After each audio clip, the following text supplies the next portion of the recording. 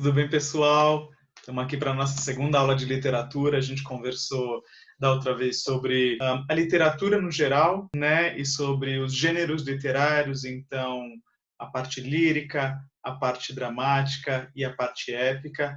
E a partir dessa nossa primeira aula, a gente vai começar a ver em Portugal e no Brasil, ou seja, nessa nossa literatura de língua portuguesa, na Europa e aqui na América do Sul, no Brasil, como esses diferentes gêneros literários se traduzem em escolas literárias, em movimentos literários, ok? A gente vai começar hoje com o trovadorismo, porque ele é o primeiro movimento literário genuinamente que a gente pode ter como português de língua portuguesa, ok? A gente vai ver que o português que nós temos hoje não é o português que nós tínhamos há 500 anos atrás, quando do surgimento do movimento do trovadorismo, mas já é alguma coisa que os literatos, os críticos literários já consideram como sendo literatura também lusófona, ok? Então a gente vai começar a conversar um pouquinho mais sobre isso agora. Então, pessoal, vamos lá,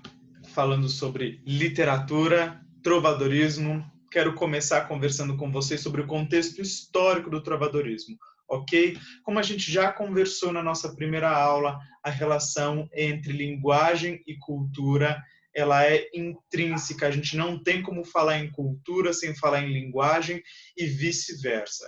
E se nós podemos falar nas diversas linguagens artísticas, uma delas é a literatura, onde por meio da linguagem escrita, que na nossa primeira aula de história nós vimos que é aquilo que, para certa linha teórica, que é a linha hegemônica no nosso ensino, a escrita, que define o início da história, e é justamente esse estilo literário que vai definir como é que nós vamos traduzir certo contexto histórico por meio da literatura, a relação entre arte e sociedade, entre história e literatura é intrínseca. Por isso, uma grande maneira da gente ver qual é a realidade de um povo é olhar para a sua arte e, no nosso caso, olhar para a sua literatura, para a sua poesia, para a sua épica, para a sua dramática, para as suas peças de teatro, para os seus romances, ok? E é um pouquinho disso que a gente vai começar a fazer agora. E vamos contextualizar historicamente. O trovadorismo começa na Baixa Idade Média, então no século XI, século XII. Lembrando que sempre nesses primeiros movimentos, quando a gente fala em idades, a gente fala em idades aproximadas. Por isso que aqui, nesse primeiro momento, eu não coloquei nem um ano específico, coloquei um século, ok? Séculos, mais ou menos, ele surge no final do século XI, século XII e vai até mais ou menos meados do século XIV. Lembrando que é claro que depois alguns outros poetas, outros trovadores continuaram fazendo isso depois, mas a gente calcula que seja mais ou menos esse o movimento do trovadorismo, porque depois disso começam a surgir coisas diferentes, começa a surgir o humanismo, mas isso a gente vê na próxima aula, ok? Voltando ao contexto histórico, aqui se iniciam as divisões territoriais que futuramente, nos séculos 17, 18 e 19, vão tomar a forma dos estados nacionais. Isso não é agora na Idade Média, mas agora na Idade Média é que começam a serem estabelecidas as divisões de territórios, de impérios, de dinastias, que futuramente vão desembocar nos estados nacionais, ok? O nascimento de Portugal está junto de tudo isso, e como a gente vai falar daqui a pouco, o trovadorismo é essa primeira escola que simboliza no plano literário e no plano artístico o nascimento de Portugal, o descolamento de Portugal daquilo que era um híbrido na Península Ibérica, ok? Nós temos aí como modo de estruturação da sociedade o feudalismo, com todas as suas classes, dos servos, da nobreza, do clero e do rei, e, por cima, o Papa, simbolizando esse teocentrismo. Nós temos os servos embaixo, temos o clero e nobreza numa escala híbrida aí, baixa nobreza, baixo clero, alta nobreza, alto clero, porque realmente o plano religioso e o plano social nesse momento ele é uma coisa misturada geralmente os nobres têm cargos na igreja e vice-versa,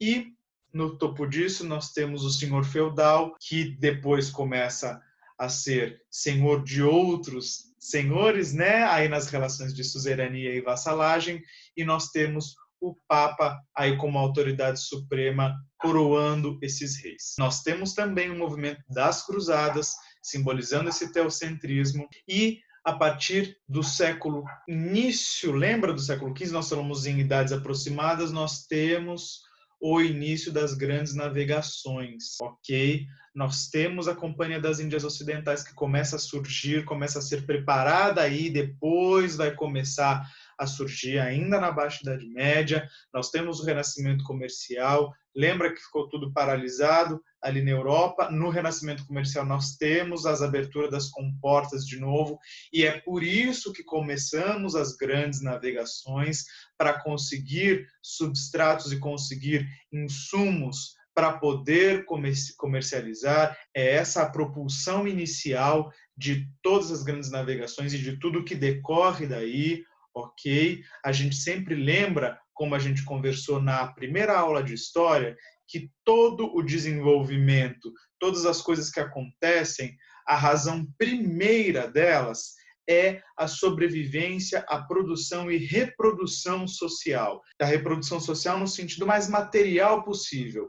Precisamos nos sustentar, precisamos comer, precisamos ter conforto, precisamos ter luxo. O que fazemos? Agora tivemos a necessidade, nesse momento, de expandir as fronteiras. E nós vamos, já que não dá mais para expandir aqui no solo, vamos espraiar para o além-mar. É a partir daí e por conta disso que se inicia a colonização e o mercantilismo. As primeiras travessias de fronteira foram ali nas ilhas europeias e no norte da África, e depois nós vamos para a América, ok? Justamente com esse intuito e com essa necessidade de materiais para comercialização. E é por conta disso que vão acontecer as invasões bárbaras, as escravidões e tudo que nós já conhecemos e que se reflete até hoje na nossa sociedade. Nesse momento, a dinastia que mais tem preponderância é a dinastia de Avis em Portugal. Ok? Continuando com o contexto histórico, é aí que surge a língua galego-portuguesa. E a partir desse momento, nós temos, portanto, um movimento literário que corresponde a essa língua. A gente vai ver que não é o português que nós temos hoje, é uma mistura, né? Um pouco de português, espanhol, a gente tem algumas questões um pouco afrancesadas aí, mas já é uma língua que é considerada como um movimento lusófono. Ok, existe então, como nós falamos, início da língua portuguesa, um movimento literário, artístico, cultural, que corresponde a essa evolução de linguagem e cultural. Esse movimento trovadorismo tem início na França, em Portugal e na Espanha. Nós estamos aí nessa Península Ibérica, ok? E tem alguns estudiosos que dizem que parece que foi um pouquinho antes na França para depois se espraiar, mas não é uma questão nossa, é um debate dos especialistas nisso, e quem entrar na parte de português, quem entrar na parte de literatura vai ter muito mais conhecimento do que eu para poder falar sobre isso com vocês. Espero que seja um tempo muito gostoso de aprendizagem também para quem quiser entrar nessa área, que é uma área linda. Vamos lá.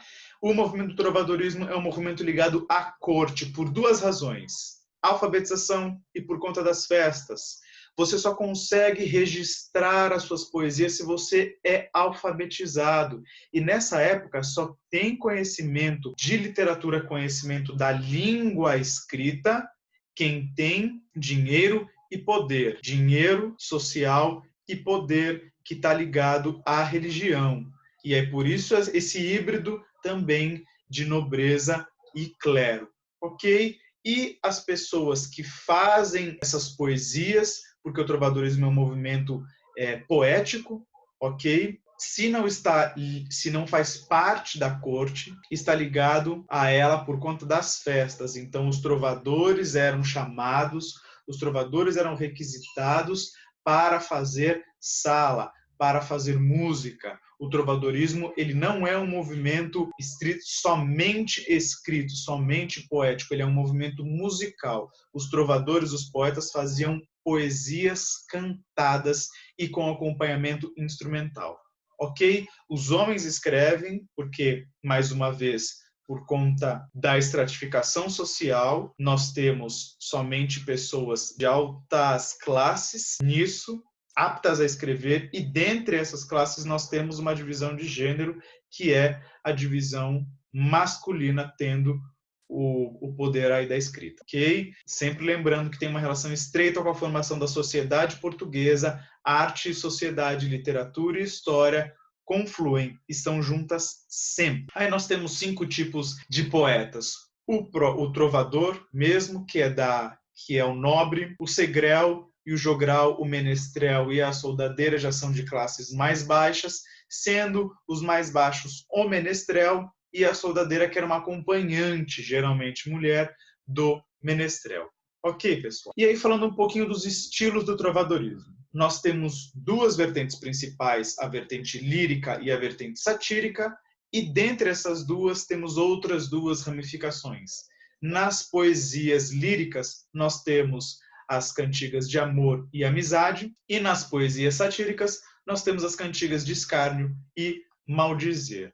A gente vai dar alguns exemplos rápidos delas e algumas marcações de estilo, ok? Começando com as poesias líricas, cantiga de amor. Existe um eu lírico masculino, ou seja, é um homem que canta essa poesia. Ele está sofrendo pelo amor da mulher que não pode se realizar, ok? Existe aí uma hierarquia e uma classe, correto? Porque ele não pode se realizar pelo motivo dele ser um camponês e dela ser uma dama nobre e idealizada. E é para ela que ele canta, ou seja, o ambiente onde se insere essa poesia é na corte. Ele canta como se estivesse cantando de fora do palácio. Aqui nós temos uma poesia onde ele canta que ele é o coitado porque viu a mulher mais bonita da vida dele, e sempre também em diálogo com Deus, com o Senhor. Senhor, por que que eu não posso ter essa mulher? Por que que nós somos tão distantes? O que que acontece? Como fazer para que isso aconteça? Ok? Se você quiser dar uma pausinha no vídeo, pode dar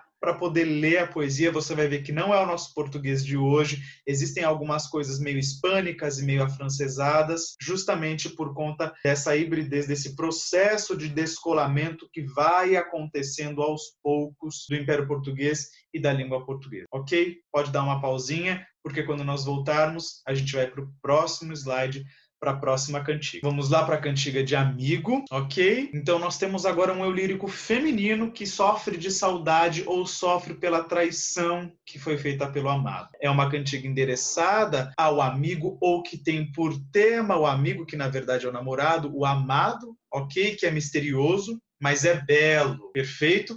E a dama ainda pode ser nobre e idealizada, mas isso não acontece sempre. Muitas vezes, na maioria das vezes, ela é uma camponesa que canta para outro, ok? Seja para outro namorado, seja para outro falando do amante, perfeito? E sempre a gente lembra que, apesar de ser um eu lírico feminino, quem escreve é um poeta homem, ok? Mas vamos lá, eu peguei aqui apenas uma estrofe onde é uma mulher falando para a filha.